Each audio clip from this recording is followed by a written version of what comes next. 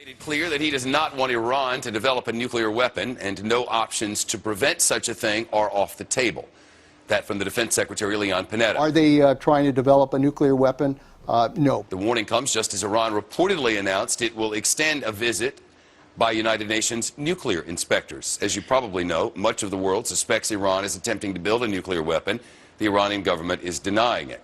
A recent UN report seems to suggest that Iran has been carrying out a number of nuclear-related weapons experiments. And last night on CBS's 60 Minutes, Secretary Panetta revealed how close Iran could be to building a bomb. The consensus is that if they decided to do it, it would probably take them about a year to be able to produce a bomb, and then possibly another 1 to 2 years in order to put it on a deliverable vehicle of some sort in order to deliver that weapon. And the hope is that the United Nations weapons inspectors may be able to pick up some more clues. The Fox Sports chief correspondent Jonathan Hunt is with us. Secretary Panetta made it pretty clear Iran is one of his chief concerns right now. Yeah, and a growing concern, Shep, because Iran continues to trumpet every single advance it makes in the development of the sort of missiles that could deliver a nuclear weapon, while at the same time insisting its nuclear program is for peaceful purposes only. So yes, according to the Defense Secretary, they don't trust the Iranians, and stopping them from getting a nuclear weapon is at the very top of his to-do list. Listen. The United States, and the President's made this clear, does not want Iran to develop a nuclear weapon. That's a red line for us, and it's a red line, obviously, for the Israelis. So we share a common goal here. If we have to do it, we will do it. What is it? If they proceed, and we get intelligence that they're proceeding with developing a nuclear weapon, then we will take whatever steps are necessary to stop them. A clear indication that, as the Defense Secretary said, no options are off the table at this point, Shep. For now, what we're looking at is a lot of international pressure. Yeah, the U.S. is putting pressure on Iran's oil industry through its banks. The European Union recently decided to ban the import of Iranian oil. But India announced today that, along with China, it will continue to buy Iranian oil. So Jay Carney, the White House spokesman, was asked at the White House today how long the administration is willing to give it to see if this sort of economic pressure works. Here's his answer. It's an estimate based on the administration's view about the development of the process in Iran, but it doesn't change our strategy. But our strategy is only as important, perhaps, as Israel's strategy, and we've just heard from the Israeli Defense Minister, Ehud Barak, who says he believes Iran is playing for time. And as he arrived back in Israel from Switzerland, Shep, he said, quote, "Time is urgently running out." Jonathan, thank you. Let's bring in Mike Barrett now. He's a former intelligence officer for the Office of the Secretary of Defense. He's also a former director of strategy for the White House Homeland Security Council, and is now the CEO of the security consulting firm Diligent Innovations. Mike, good to see you. Thank you. Sure thing, Chef. I mean, forgive me for not being able to forget, but 11 years ago we heard this same thing about Iraq, and, well, you know. Well, we did, and that's really the, the crux of the issue here is that you don't really know anything for certain. So you heard Secretary Panetta say maybe a year, but then are there things that could accelerate that in terms of the development of the weapon itself? Then we said maybe a year, maybe 2 more years to actually develop the warhead delivery mechanisms. But of course, there's other ways to deliver a nuclear weapon as opposed to how we, the U.S., might do it. So we would put it on a missile, we would, use intercontinental ballistic missiles, launch it from submarines, things like that. Much less complicated to put it in the back of a truck and drive it across the state border. So there's a lot of ambiguities and uncertainties about what Iran might do with it. And really, at the end of the day, the issue here is that Iran can say a lot of things and threaten a lot of things and basically have a tremendous amount of regional power just by pure virtue of having the weapon.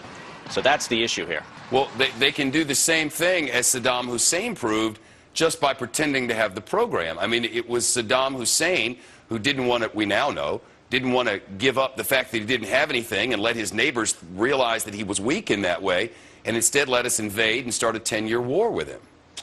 You're exactly right. And so one of the things that we saw was that actually when we went in '91, turned out that Saddam's weapons of mass destruction program was much further advanced than we thought it was, including in particular the nuclear program. He actually had made a lot more progress than we thought. And so then for the 10 years, 11 years of sanctions, we had sort of a cat and mouse game, lots of lying, put in inspectors, take inspectors out, you know, trying to fracture the coalition. Everyone's patience wear thin.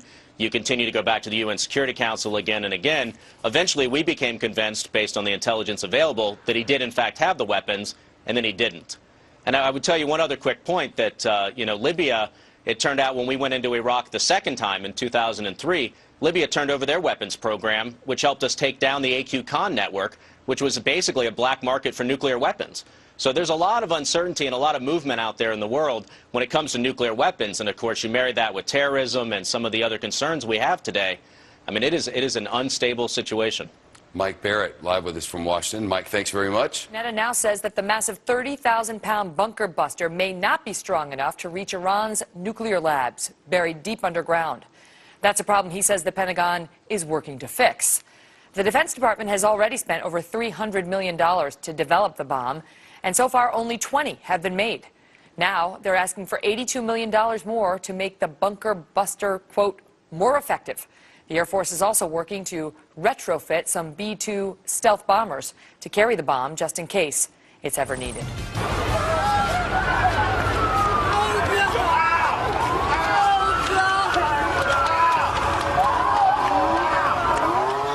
To watch that. Feels like yesterday when you see that video every time, even almost 10 years later as we watch that. And today, there's still new evidence coming to light. And this evidence is that Iran may have known about the September 11th attacks in advance, may in fact have even been involved in helping to plan them. The inspection team for the International Atomic Energy Agency, seen here leaving Vienna, has now arrived in Tehran to do their work. The IAEA issued a report in November citing evidence that Iran does have nuclear ambitions. The organization says this trip will help clarify matters. I mean, forgive me for not being able to forget, but 11 years ago we heard this same thing about Iraq. And, well, you know. We should have bombed somebody in Iran, then we'd bring them to the table, just like President Nixon did to the Vietnamese. Well, a militia group linked to terror being backed by Iran and setting up camp on America's doorstep. Al-Qaida in Iran. These people are out to kill us. People don't understand the danger that this country poses to the world. 10 kilotons in a refrigerator in a cargo container could kill 1 million people. It is too late to stop Iran's nuclear program. They're at war now. The attacks are connected to Al-Qaida, but is Iran pushing the terror buttons? Al-Qaida is in Baghdad. American officials say Tehran is forging ties with Al-Qaida. There were connections and discussions between senior Iraqi leaders and senior Al-Qaida members. Iran is playing together with Al-Qaida.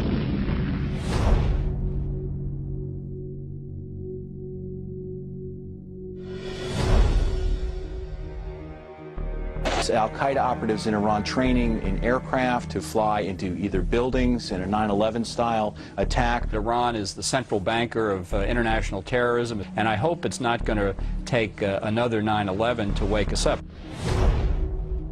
We're fighting a forward strategy to prevent another 9/11 from happening over here. We don't want to have another 9/11. 9/11 with weapons of mass destruction.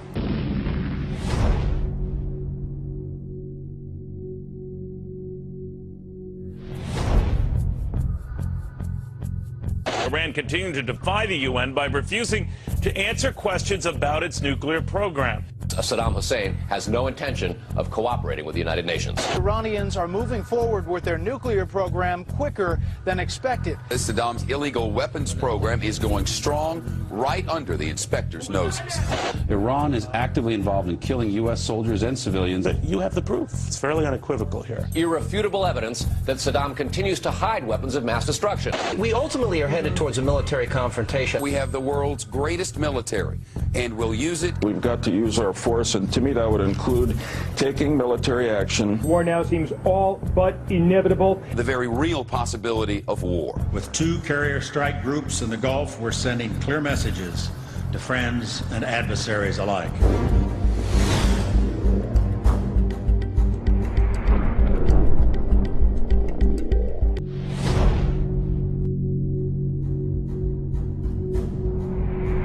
This network is helping fight the media war, and the American people have been dumbed down by the secular left.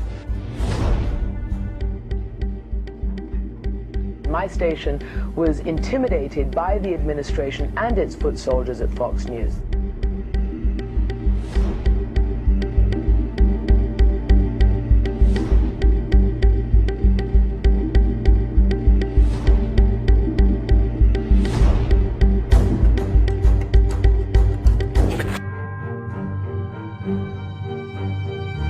We're going to find out massive evidence of weapons of mass destruction, massive evidence of weapons of mass destruction. All those things that you predict are going to come true, and a lot of people that have been laying out the case against us are going to be very embarrassed. Intelligence gathered by this and other governments leaves no doubt that the Iraqi regime continues to possess and conceal some of the most lethal weapons ever devised. Iraq provided training in these weapons to Al-Qaida.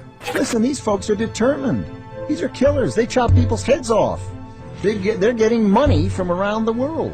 They're getting recruits. It turned out, as we discovered later, that a lot of the sourcing that had been attested to by the intelligence community was wrong. I deeply regret that the information I presented, which was multi-source, was wrong. We thought he had weapons of mass destruction. Turns out he didn't. Those weapons of mass destruction got to be somewhere. 18 people were killed in Iraq. Nope, no weapons over there. As many as 4 people are dead and 15 wounded after a car bomb exploded on Tuesday. Maybe under here. Very embarrassed. In light of the fact that we did not find the weapons of mass destruction, would you do the same thing all over again? Would you do the same thing all over again? We rested our case on the existence of weapons of mass destruction. I think without that weapons of mass destruction case, the justification would not have been there. It has nothing to do with national security. Matter of fact, our national security is more jeopardized by permitting this to happen because we're liable to start a war. We're liable to have our military men killed. We're liable to have more attacks on us by terrorists. I do not think it's effective. I think it drums up more anti-American hostility. I see no threat to our national security. There's no convincing evidence that Iraq is capable of threatening the security of this country. Very little reason, if any, to pursue a war. The Iranians have repeatedly said they want to wipe Israel off the map. Take military action to keep Iran from having a nuclear weapon. You have to take whatever steps are necessary to break its capacity to have a nuclear weapon. The Iranians are the existential threat to the state of Israel. Without a shadow of a doubt, leaves no doubt, Iran will take a nuclear weapon. They will use it to wipe our ally Israel off the face of the map. It's another Iraq coming. There's war propaganda going on.